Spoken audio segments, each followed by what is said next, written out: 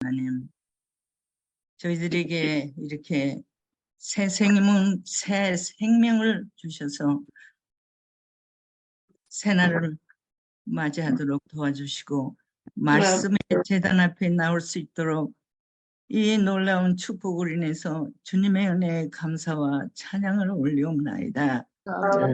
이제 하나님, 우리가 이 시간에는 또 계시록을 연구하겠습니다. 계시록 3장 7, 8절의 말씀을 저희가 공부할 때 주님이시여 우리에게 믿음을 더하여 주시고 지혜를 더하여 빌라델비아 교회의 사자에게 편지하신 여러 말씀들을 우리가 공부할 때 주님이시여 우리에게 지혜를 주셔서 말씀을 깨닫게 하시고 우리에게 말씀하신 말씀대로 생활할 수 있도록 저에게 믿음을 더하여 주시고 은혜를 베풀어 주시기를 간절히 빌어옵나이다. 우리가 시험을 당할 때 이길 힘을 주시고 주님의 뜻을 따라서 사는 기쁨을 늘 순간마다 맛볼 수 있도록 우리를 축복하여 주시옵기를 간절히 빌어옵나이다. 우리가 심히 연약하오니 우리의 연약한 손 잡으시고 오늘도 시험에 들지 않도록 도와주시옵소서. 마다 주님의 지키시고 인도하시는 은혜에 감사하는 생애를 살 수 있도록 도와주시옵기를 간절히 빌어옵나이다. 주님이시여 사랑하는 자녀들이 이곳저곳에 흩어져서 오늘 또 열심히 일하고 공부하겠습니다. 그들의 감당해야 할 일의 분량과 공부의 분량이 태산같이 높을지라도 주님 도와주셔서 성공적으로 감당하는 승리의 하루가 될 수 있도록 도와주시옵소서. 이 모든 말씀 예수님의 이름으로 간절히 기도드리옵나이다. 감사합니다. 예, 감사합니다. 오늘은 요한계시록 3장 7절, 8절에 있는 말씀을 통해서 은혜를 나누겠습니다. 제가 봉독하겠습니다. 빌라델비아 교회 사자에게 편지하라. 거룩하고 진실하사 다윗의 열쇠를 가지시니 곧 열면 닫을 사람이 없고 닫으면 열 사람이 없는 그가 이르시되 볼지어다 내가 네 앞에 열린 문을 두었으되 능히 닫을 사람이 없으리라. 내가 내 행위를 아노니 네가 작은 능력을 가지고도 내 말을 지키며 내 이름을 배반하지 아니하였도다. 우리는 이제 7교회 중에 6번째 교회인 빌라델비아 교회에 도달했습니다. 이 빌라델비아의 이름의 뜻은 형제 우애, 형제의 사랑이라는 뜻이죠. 필리아라고 하는 우정이라는 뜻하고요. 아델포스, 형제라고 하는 이름이 같이 합쳐져서 형제의 우정, 형제의 사랑이라는 뜻입니다. 이 교회는 이름처럼 특별히 믿음의 형제 간에 사랑이 넘치는 교회였습니다. 다른 교회에 비해서 규모가 작았지만 신실한 교회였고요. 서모나 교회와 같이 책망이 없고 칭찬만 있는 교회입니다. 펜실베니아 주에 있는 필라델피아라는 시, 이 시가 바로 이 빌라델비아라고 하는 이 도시로부터 이름이 이어진 것입니다. 지금도 이 빌라델비아가 있는 터키, 오늘날의 알라셔히르라고 하는 도시 안에 있는 그것은 우리 존 폴링 교수님이 자신이 2번이나 방문했는데 특별히 방문객들을 그렇게 따뜻하게 맞아주는 것을 본 적이 없다라고 소개할 정도로 형제의 사랑이 넘치는 그런 도시였다라고 얘기를 합니다. 존 폴링 교수님이 그것을 처음 방문했을 때 별로 몸이 좋지 않았다 그래요. 그래서 어느 장날 구경을 하는 동안에 누구와도 말하고 싶은 기분이 아니었다라고 얘기합니다. 그런데 갑자기 야채 가판대 뒤에서 한 사람이 나왔고 영어를 못하는 그가 아, 그 교수님이 가지고 있는 카메라 그리고 자신과 야채 가판대를 손으로 막 가르쳤다라고 얘기합니다. 중동 지역에서 흔히 그렇게 얘기하면 예, 말은 못하지만 이제 바디랭귀지를 한 거죠. 당신은 사진을 찍고 나는 팁을 받고 즉 돈을 좀 내라라고 하는 말로 그렇게 표현을 하는 것입니다. 몸도 좋지 않은 상태에서 그의 야채 가판대를 찍고 싶은 마음이 없었지만 그냥 이걸 또 찍으면 팁을 달라고 요구하겠지라고 생각하면서 속는 기분으로 그가 하라는 대로 그 가판대 사진을 찍었습니다. 근데 사진을 찍은 다음에 예상하지 못한 일이 벌어졌습니다. 그는 교수님에게 기다리라는 신용을 하더니 종이봉지를 꺼내서 가판대 위에 있는 야채를 주섬주섬 담아서 가득 채워주면서 환영합니다라고 말하는 것입니다. 그리고 한바구음을 지으면서 손을 흔들며 잘 가라고 보내주는 것이었습니다. 고대 도시의 이름처럼 형제 사랑의 그런 모습을 그 도시에 있는 사람들이 보여준 것입니다. 그리고 잠시 후에 존 폴린 교수님 가족들과 세 학생들이 식사할 만한 곳을 찾았다 그래요. 작은 식당이 있었는데 아까 그 시장에서 200~300m 떨어진 곳이었다라고 얘기합니다. 그 식당의 주 메뉴는 터키 치즈빵과 샐러드였습니다. 채식주의자였던 그들에게 딱 맞는 식당이라고 생각했습니다. 빵 굽는 사람이 긴 빵을 펴놓고 속에 그 지방에서 만든 치즈로 채운 다음에 그것을 벽돌난로 속에 넣는 것을 보았습니다. 그 음식은 아주 맛있었고 8인분의 음식값이 5불 정도였습니다. 즐겁게 식사를 마치고 25센트의 팁을 놓고 학생들보다 먼저 그 자리를 떴다 그랬어요. 왜냐하면 존 플린 교수의 아이들이 어려서 버스 타는 곳까지 가려면 시간이 오래 걸릴 것 같아서 먼저 자리를 뜬 것입니다. 그런데 약 15분 뒤에 학생들이 도착했는데 한 끼를 먹을 만큼의 치즈빵을 들고 온 것입니다.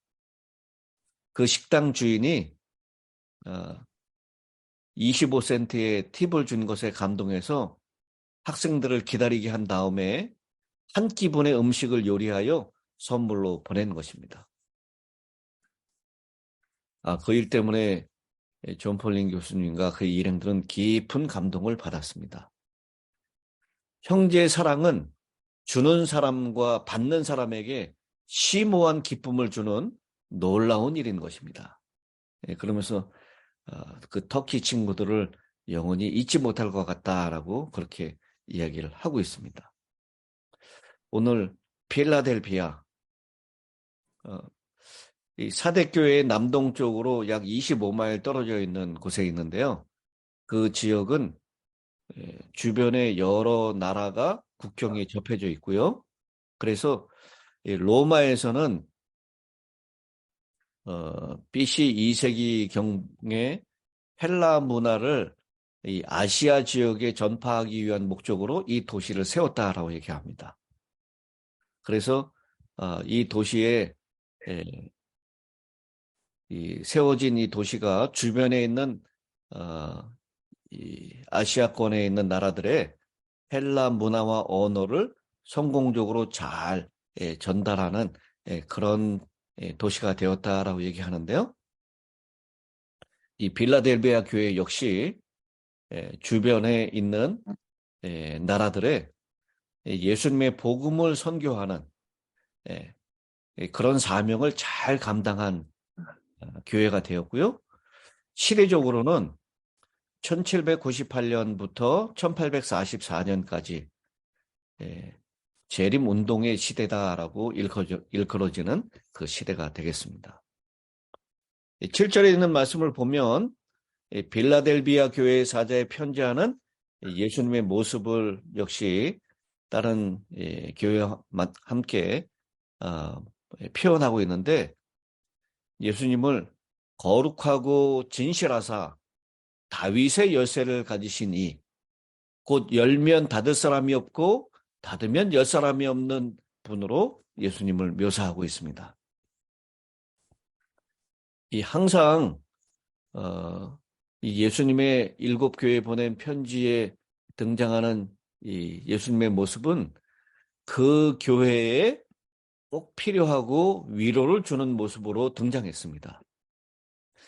그런데 이 다윗의 열쇠를 가지신 분, 열면 닫을 사람이 없고 닫으면 열 사람이 없는 예수님의 모습으로 그렇게 그런 모습으로 빌라델피아 교회는 등장하시는데요. 이게 왜 이 빌라델피아 교회에 꼭 필요한 모습이고 희망을 주는 모습이었을까요? 이 에베소 교회에 나타나신 예수님은 7 금초대를 붙잡고 계시며 교회를 돌보고 계시는 모습으로 나타났습니다. 서머나 교회는 핍박 가운데 죽어가는 교인들에게 부활하시는 하나님으로 나타났습니다. 그러면 빌라델비아에서는 왜 다윗의 열쇠를 가지신 분으로 예수님을 표현했을까요? 이런 예수님의 모습이 빌라델비아 교회에게 어떤 희망을 주었을까요? 우리는 이 사실을 이해하기 위해서 3장 9절에 있는 말씀을 먼저 살펴봐야 합니다. 3장 9절에 보면 보라, 사탄의 회당 곧 자칭 유대인이라 하나 그렇지 아니하고 거짓말하는 자들 중에서 몇을 내게 주어 라고 이렇게 표현하고 있죠. 빌라델비아 지역에는 유대인들이 특별히 많이 있었는데요. 이들은 다윗의 자손들만이 구원을 받을 수 있다라고 주장했습니다. 예수를 믿는 유대인들을 자신의 회당에서 내보냈고 문을 닫았습니다. 그리고 로마 정부에 잡아가라고 고발했습니다. 그러나 예수님은 이렇게 유대인들에 의해서 쫓겨난 그리스도인들에게 다윗의 열쇠를 가지고 있는 사람은 유대인이 아니라 나 곧 예수님이라고 이야기하시는 것입니다. 이 구원은 유대인들에게 있는 것이 아니라 예수님께 있는 것이다 라고 하는 것, 그것을 예수님의 인자된 모습으로 표현함으로 이 빌라델비아 교회에 희망을 주고 있는 것입니다. 이 다윗의 열쇠를 가지고 열고 닫는 그 권세를 가진 분은 이사야 22장에 있는 말씀으로 그 기초를 두고 있습니다. 이 아시리아의 사네립이 히스기야 왕 때 예루살렘을 공격했습니다. 유다의 지도자들은 무기를 모으고 그 도시의 성벽을 보수하고 있었습니다. 그리고 성의 물 공급원을 재확인하였습니다. 그런 준비를 갖추는 동안 하나님께 도움을 구하지 않았기 때문에 하나님께서는 그들의 행위를 비난하셨습니다. 그러나 막상 그들의 상황이 절망적이라는 것을 알게 되었을 때 그들은 죽음을 맞기 전에 그들에게 남은 것을 가지고 즐기기로 결정합니다. 당시 이 다윗의 열쇠, 다윗의 왕국에 있는 그 내장고, 그것을 관리하는 이 재무의 역할을 맡은 사람이 셈나라고 하는 사람입니다. 왕궁을 책임진 사람으로 좋은 곳에 자신을 위해서 화려한 무덤을 만들도록 했습니다. 왜냐하면 이제 곧 죽을 것이기 때문에. 그런 이 셈나를 주님은 그 지위에서 제거하시고 대신에 hil기야의 아들 엘리야김에게 다윗의 열쇠를 넘기셨습니다. 그때부터 엘리야김이 왕궁의 문을 열고 닫는 권세를 가진 사람이 되었습니다. 미국 정부의 형태로 본다면 이 왕궁의 열쇠를 문을 열고 닫는 권세는 누가 가지고 있을까요? 왕을 만나기 위하여 그 왕의 모든 일정을 다 조절하고 주관하는 사람은 누굽니까? 그렇죠. 비서. 예, 비서죠, 비서. 그래서 비서실장, 예, 뭐 우리 청와대 비서실장 대단히 막강한 권력을 가지고 있죠. 미국에도 대통령 비서실장이라고 불리는 사람으로 생각할 수 있을 것입니다.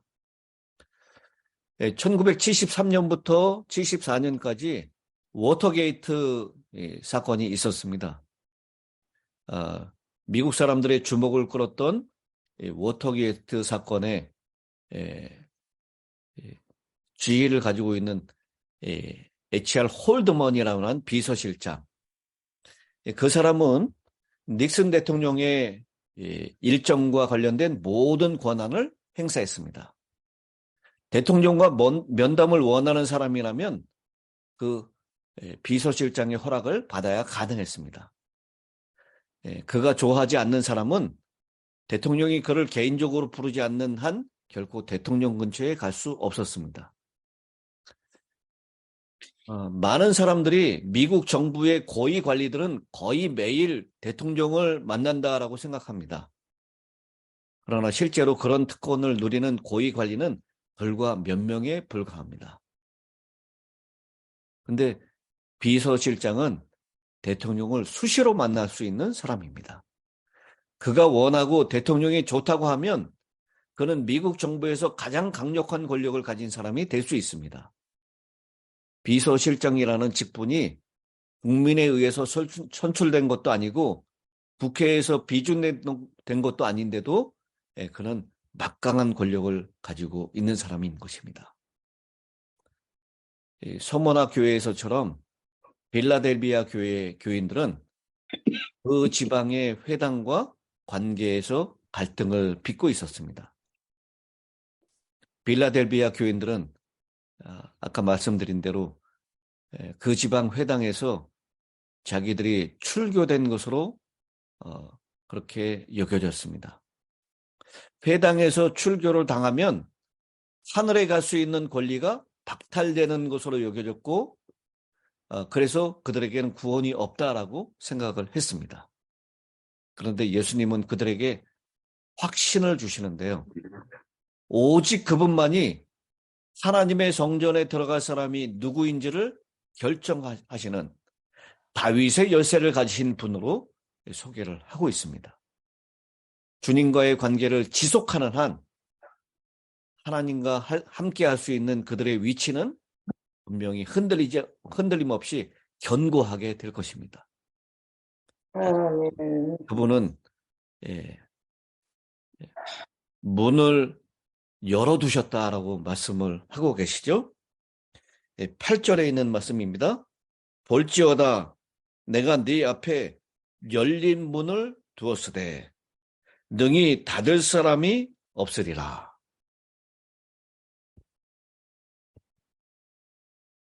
중국의 베이징 한복판 하나에 자금성이라고 하는 고대 왕궁이 있습니다. 고대 중국 황제들이 궁궐 안에 살면서 나라를 통치했습니다. 평민들은 신성하게 여기던 이 궁궐 속에 한 발짝도 들여놓을 수가 없었습니다. 안전하게 요새화된 도시는 크고 으리으리한 이 자오선 문을 통해서만 들어갈 수 있었는데요. 그 문은 입구가 5개로 구분되어 있었습니다. 중국의 이 왕궁은 들어가는 문이 5개였어요. 그러면 여러분, 우리 대한민국에 있는, 한국에 있는 그 경복궁과 같은 그 왕궁에 들어가는 문은 몇 개일까요? 여러분, 유에서 보신 분이 계신가요? 중국은 이렇게 5칸으로 되어 있는 문이 있었어요. 그러면 우리 한국 이 조선시대의 왕궁은 몇 칸이었을까요, 문이? 똑같이 5칸이었을까요? 세 칸. 예, 3칸이에요, 3칸. 5칸을 만들 수가 없었어요. 중국 눈치 때문에요. 근데 이 5칸으로 된 문 가운데 황제만이 들어갈 수 있는 문은 어느 문일까요?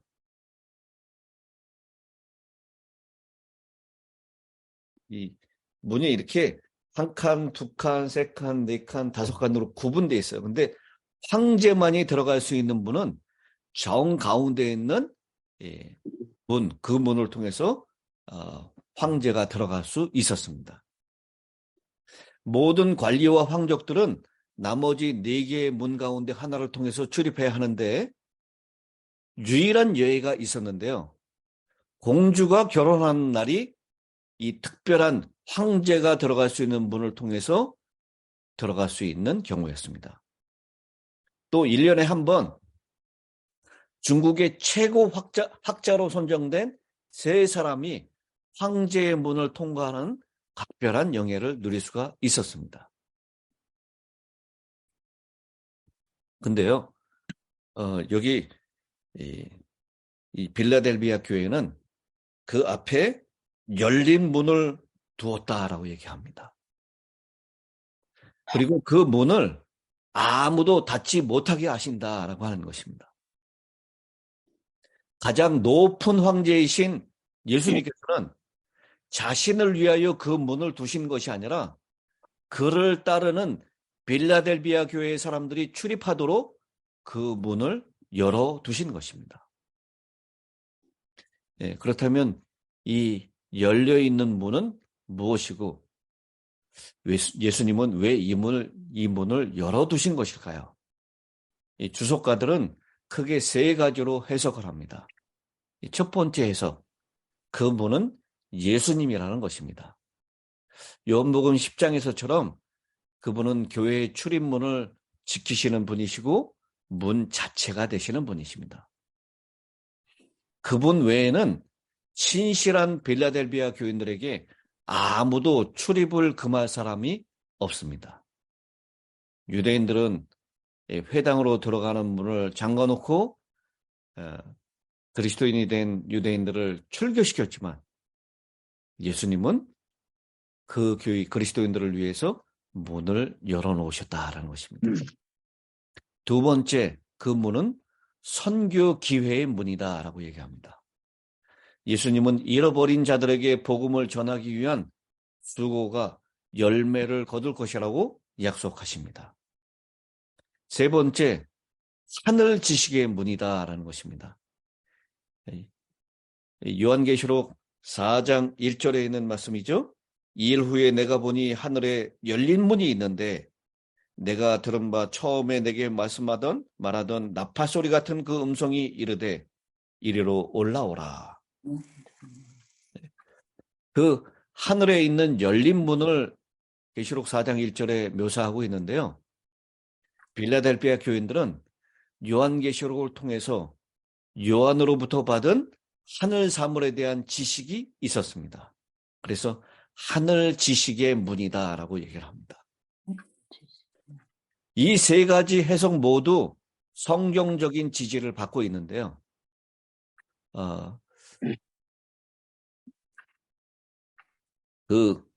이 3가지 열려있는 문 가운데 그 시대의 배경으로 가장 적당한 것은 선교 기회의 문이라고 생각할 수 있습니다.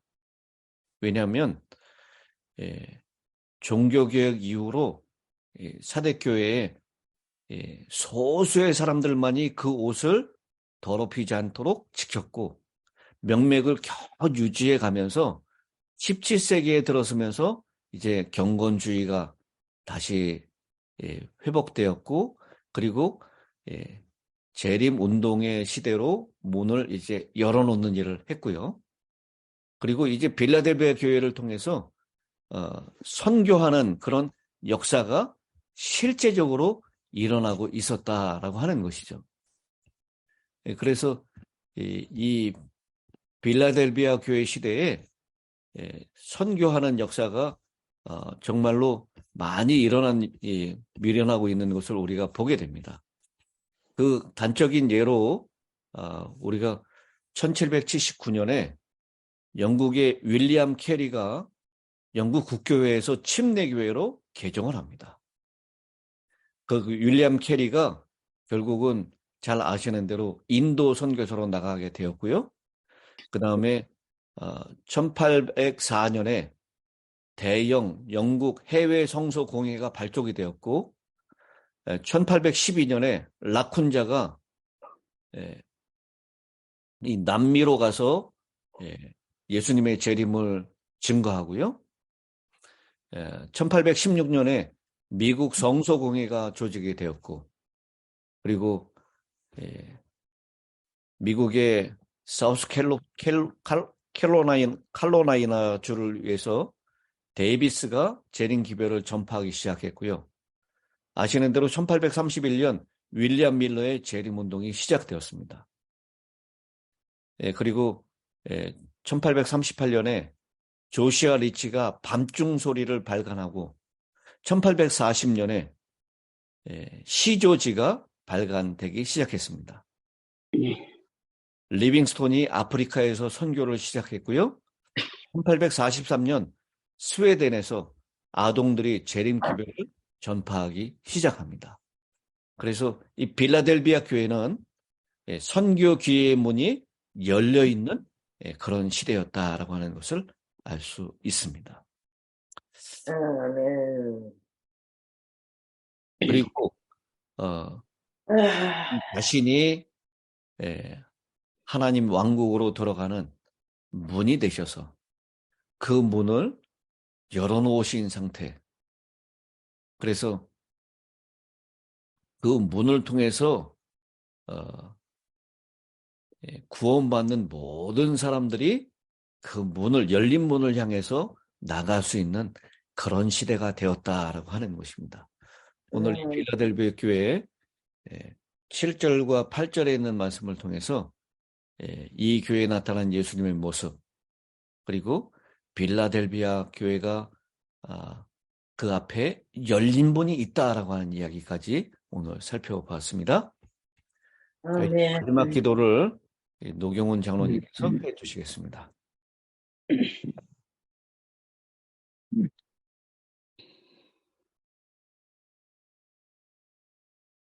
하늘에 계시는 우리 아버지 하나님,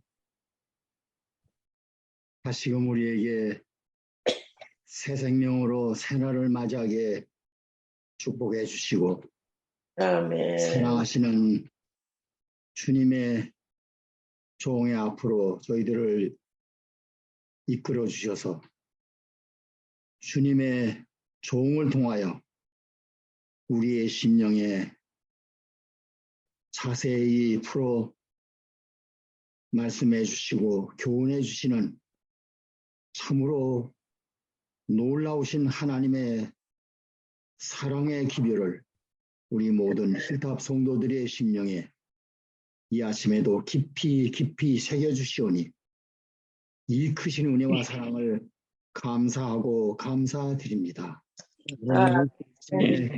주신 이 말씀 저희가 문자로만 듣고 생각했던 그러한 말씀인 줄 모릅니다. 그러나 이제 아버지 앞에 저희의 심령을 차복하는 것은 오늘 이 삶에 살아가시는 성령의 감동, 감화하심을 여기에 모이신 사랑하는 우리 모든 힐탑 성도들 연세 높으신 모친을 위시하여 나이 젊은 저희들과 또 우리 사랑하는 젊은 자녀손들 온 힐탑 성도들 심령에 말씀이 새롭게 각인되고 아멘. 그래서 주의 영으로 말미암아 살아 역사하는 이러한 놀라운 은혜를 우리 모든 성도들이 누리며 아멘. 하나님께서 맡겨주신 거룩한 복음의 말씀, 그 중에 특별히 필라델피아 교회에 간절히 바라시고 소원하시는 선교하는 교회의 모습을 우리 모두에게 깊이 안겨주셔서 아멘. 항상 이 교울의 말씀을 늘 마음에 생각하며 주님께 기도하며 주님의 성령의 능력과 인도하심을 받는 사랑하는 우리 모든 성도들이 되어 오늘도 내일도 주님 오시는 그날까지 우리 주 예수 그리스도의 십자가의 구원의 은혜와 사랑을 전파하며 아멘. 사랑하는 우리 모든 이 땅의 이웃들에게 주님이 우리를 사랑하신 그 사랑의 우정을 함께 나누며 주님께로 함께 손잡고 나아가는 놀라운 복음의 전사로서 생활하는 이 시대의 하나님의 모든 성도들이 되도록 오늘 이 자리에 실탑 성도들과 이 땅에 지금 살아 주님과 함께 역사하며 주님의 뜻을 이루기 원하는 모든 성도들에게 함께 임하여 주님과 더불어 오늘도 복음을 위하여 사는 우리 모든 성도들이 되고 하나님께 존귀와 찬송과 영광을 돌리는 아름다운 생애를 살도록 축복하여 주시옵소서. 우리는 연약하오니 우리를 위하여 보내주신 보혜사 성령을 충만히 이 시간에 우리 모두에게 나려주셨기를 간절히 간구드리오며 아멘. 사랑하시는 구주 예수님의 이름으로 기도 올려옵나이다. 아멘.